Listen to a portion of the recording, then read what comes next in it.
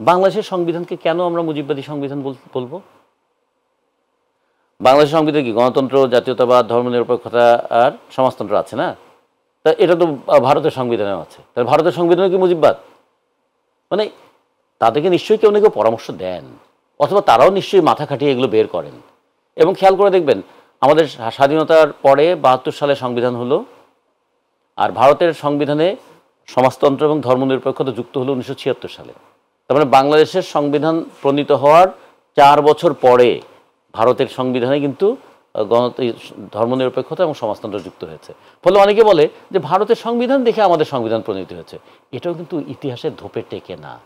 আচ্ছা ধরুন, এই যে এপ্রিল মাসের ৪ তারিখে তেলিয়াপাড়া চা বাগানে বসে যে ১১টা সেক্টরে ভাগ করা হলো, তো এই সেক্টরকে ভাগ করে দেশটাকে মুক্তির লক্ষ্যে পরিচালিত করবার জন্য সংগ্রাম হলো।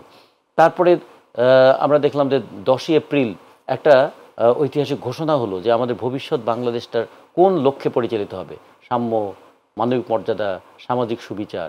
এগুলো যে হলো, এগুলো কি কোনো কিছুর সঙ্গে মুজিবের চিন্তার সম্পর্ক আছে, নাকি জনগণের আকাঙ্ক্ষার সম্পর্ক আছে? ফলে এই যে মুজিববাদী সংবিধানকে কবরস্থ করা হবে, এই কথাগুলোর মধ্যে না একটা অহমিকার ছাপ আছে। শুধু অনৈতিহাসিক নয়, এটা একটা অহমিকার ছাপ। এবং যে জিনিসটা একটু খেয়াল রাখা উচিত, আওয়ামী লীগ ফ্যাসিস্ট হয়ে উঠেছিল, একটা ফ্যাসিস্ট শাসকের মানে তার দেহভঙ্গি থাকে, তার ভাষা প্রয়োগ থাকে, অন্যদেরকে তুচ্ছতাচ্ছিল্য করার প্রবণতা থাকে।